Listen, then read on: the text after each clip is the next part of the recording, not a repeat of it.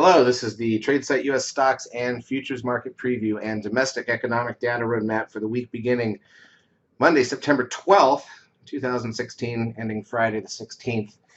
Sunday is the 15-year anniversary of 9/11.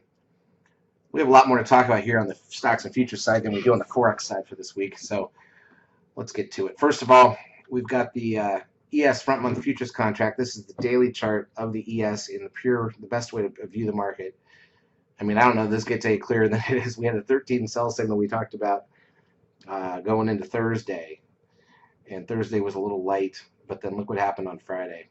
Absolutely tanked the market. I mean, can that signal be any more right on par, right on track with where it needs to be, just right on the money? Boom.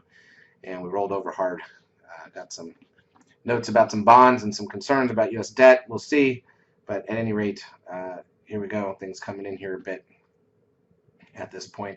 I don't know that it's it doesn't have to turn anything major, but remember, it was in late August last year that we had the one drop, and this is just traditionally that time of year. We keep saying it. September is the only month of the year that if you average the last 100 years, it has net losses for the market. So, this is that time of year. Markets usually drop in September, bottom in early to mid-October. And hey, at least if it does get some kind of move to the downside, we got some better volatility than what we saw. I mean, think about it. The range on Friday was bigger than the entire range of the last 2 months. We did it in one day.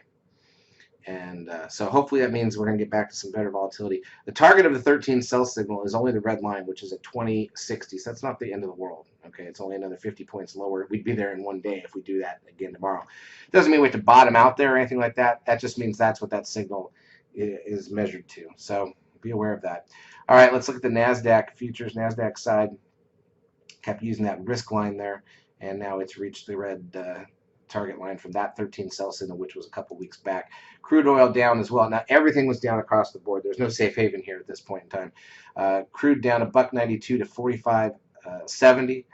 Gold down $10.10 to 1331.50.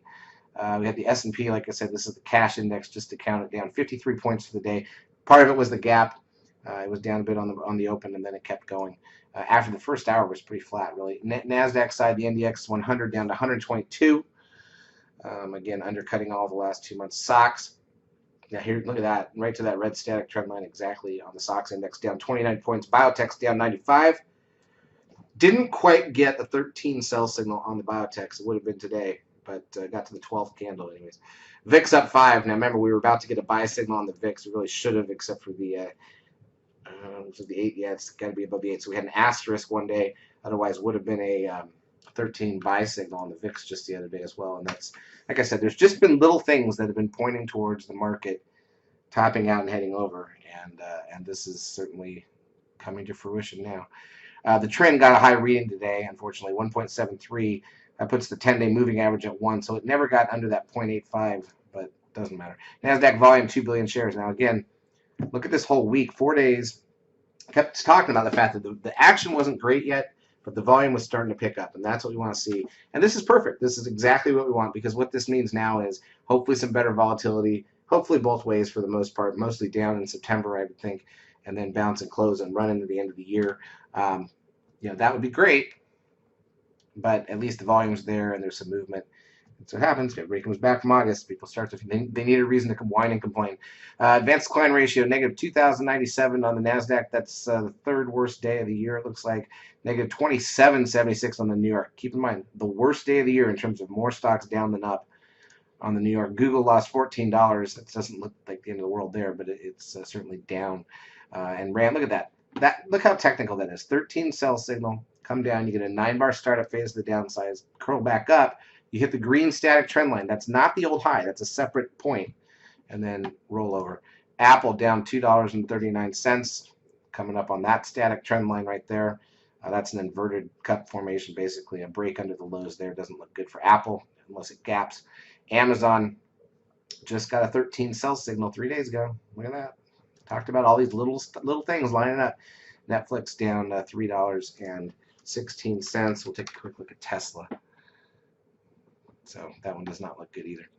All right, let's look at the intraday, actually intra-week action. So I'm going to get rid of this data grid and just show you 10-minute candles on the ES. This is the week. I mean, everything else looks like a blip now, right? We were so flat. Monday is the holiday, so it looks the half day there that's not really anybody trading. Tuesday, Wednesday, and Thursday, the whole time spent in about a 15-point range on the ES. And really, really slow considering volume is picking back up. That just doesn't feel right, does it? Just in time we get that 13 sell signal in the broad market on the daily chart, and then look at Friday. Gap and go session. And look at the Nasdaq side, though. A little different. Gap down and then just dead flat for an hour. Finally broke in the afternoon. Had some nice stock trades. Opening range plays worked on Friday, stuff like that. So what do we have to look forward to in the week ahead? Well, first of all, it is triple expiration. That's the biggest thing to note and remember. What does that mean? That means that on Wednesday or Thursday, we would get the options unraveling move where they close out the options positions for the quarter. And usually Wednesday, sometimes Thursday. And then after that, we will be dealing with expiration itself on Friday, which will usually show a lot of volume but not be very interesting. Keep in mind, however, that if the market starts to tank, let's say we're down hard this whole week, remember, it's the weeks around options expiration Friday that crashes tend to occur. The crashes in October in 87 and 29 and 89. They all occur around options expiration weekend. It's that Friday, Monday combo. So this is that Friday, Monday, at least in September coming up now. It's not October yet, but it is still the key weekend, next weekend. So this market, if it gets ugly late in the week, look out for next weekend. There could be some real fun that following Monday. Here is the look at the data that's coming out this week. So Monday's the 12th, no data. Tuesday is Treasury budget, and that's in the afternoon. Wednesday is MBA mortgage index at 7 a.m., and then import-export prices an hour before the bell. Thursday's crude oil inventory is an hour into the market. None of that's a big deal. That's still Wednesday, sorry. Thursday, initial and continuing jobless claims. It's the weekly numbers. Retail sales, PPI, Philly Fed, current account, Empire Manufacturing. That's all an hour before the bell. That's a lot of data to come out an hour before the bell. Any one of those maybe not that important, but together they could be on a week where the market's going to be wondering what's up. Capacity utilization, industrial production, 15 minutes before the bell. Business inventory is 30 minutes in. Natty gas, an hour in. And then on Friday, which is expiration Friday, CPI, Michigan sentiment, etc. So there's a lot of data in the back half of this week. Monday, I would think, going to be more exciting than your average Monday based on what just happened on Friday. Tuesday, I mean, there's no data yet, but, I think safe to say probably better than last Tuesday. Wednesday, Thursday, that's your chance for options unraveling, but look at all this data to drive the market. And then Friday, by that point in time, it's either one of two things, right? It's just going to be everybody's unwound their options and they're just going to sit and you're going to get a lot of volume and go nowhere. Or we'll be in sort of a panic mode at that point because options protection is not there for everybody after Friday's expiration.